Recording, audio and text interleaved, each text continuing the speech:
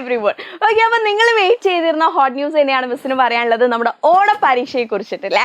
Yes, നിങ്ങൾ expect ചെയ്തിരുന്ന നമ്മുടെ ഓണ പരീക്ഷ അടുത്തെത്തിയിരിക്കുകയാണ്. നമ്മൾ പ്രതീക്ഷിക്കുന്നത് ഓഗസ്റ്റ് 20 മുതൽ 28 വരെയായിരിക്കും ഈ അധ്യയന വർഷത്തെ നമ്മുടെ ഓണ പരീക്ഷ തുടങ്ങുന്നത്. ഓക്കെ, ഇതിനുശേഷം 29-ാം തീയതി മുതൽ നമുക്ക് എന്തുണ്ട്, 10 ദിവസം ഓണപ്പൂട്ട് ഉണ്ട് കേട്ടോ. അപ്പൊ ഓണപ്പൂട്ട് നമുക്ക് അടിപൊളിയായിട്ട് അടിച്ചു പൊളിച്ചിട്ട് സെലിബ്രേറ്റ് ചെയ്യണേ. നമ്മൾ എന്ത് ചെയ്യണം, നല്ല രീതിയിൽ എക്സാം എഴുതണം അല്ലേ, എന്നാലേ നമുക്ക് സമാധാനത്തോടു കൂടി വെക്കേഷൻ ടൈം നമുക്ക് എൻജോയ് ചെയ്യാൻ പറ്റുള്ളൂ.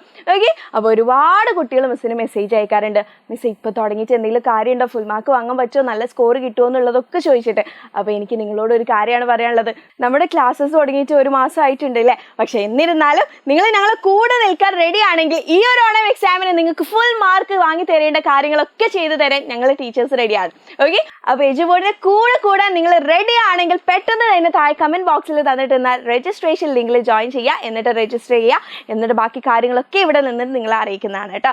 ഓക്കെ, അപ്പോൾ കൂടെ പിടിച്ചാൽ ഞങ്ങൾ എല്ലാ കാര്യങ്ങളും നിങ്ങൾക്ക് വേണ്ടിയിട്ട് പ്രൊവൈഡ് ചെയ്യും. ഈ ഒരു ഓണം എക്സാം നമ്മൾ അടിപൊളിയായിട്ട് തന്നെ എഴുതുന്നതാണ്. അപ്പോൾ ഈ ഒരു കാര്യത്തിൽ ഒരു സംശയമില്ല, നമ്മുടെ ലക്ഷ്യമായിട്ടുള്ള ഫുൾ A+ നമ്മൾ എല്ലാ സബ്ജക്റ്റിലും വാങ്ങിയിരിക്കും. ഇനി അടുത്ത കാര്യം എന്ന് പറയുന്നത്, അങ്ങനെയാണെങ്കിൽ നമ്മൾ ഓണ പരീക്ഷയ്ക്ക് ഏതൊക്കെ പാഠങ്ങളാണ് പഠിക്കേണ്ടത്, ഏതൊക്കെ ചാപ്റ്റേഴ്സാണ് പഠിക്കേണ്ടതെന്നില്ല അല്ലേ. യെസ്, അപ്പോൾ സോഷ്യലിൽ നിങ്ങൾ പഠിക്കേണ്ട 4 ചാപ്റ്റേഴ്സ് ഏതൊക്കെയാണെന്ന് മിസ് പറഞ്ഞുതരാം. ബാക്കി സബ്ജക്റ്റിൻ്റെ വരും ദിവസങ്ങളിൽ നിങ്ങൾ അറിയിക്കുന്നതാണ് കേട്ടോ. അപ്പോൾ 4 സിമ്പിൾ ചാപ്റ്റേഴ്സാണ് നമുക്ക് പഠിക്കാനുള്ളത്. ഒന്നാമത്തേത് ഏർലി ഹ്യൂമൻസ് ആൻഡ് സിവിലൈസേഷൻ. നമ്മൾ പഠിച്ചു കഴിഞ്ഞില്ല, ഒരുപാട് കോഡിലൂടെയും ട്രിക്കിലൂടെയും ഒക്കെ നമ്മൾ പഠിച്ചതാണ് ആദിമ മനുഷ്യരും സംസ്കാരവും എന്നുള്ള ചാപ്റ്റർ. രണ്ടാമതായിട്ട് ഏർലി സ്റ്റേറ്റ്സിനെ കുറിച്ചാണ് നമുക്ക് പഠിക്കാനുള്ളത്, ആദ്യകാല രാഷ്ട്രങ്ങൾ. മൂന്നാമത്തെ ചാപ്റ്റേഴ്സ് വളരെ സിമ്പിൾ ആണ്, സ്റ്റേറ്റ്സ് ആൻഡ് ഗവൺമെന്റ് ആണ്, രാഷ്ട്രവും ഗവൺമെന്റും.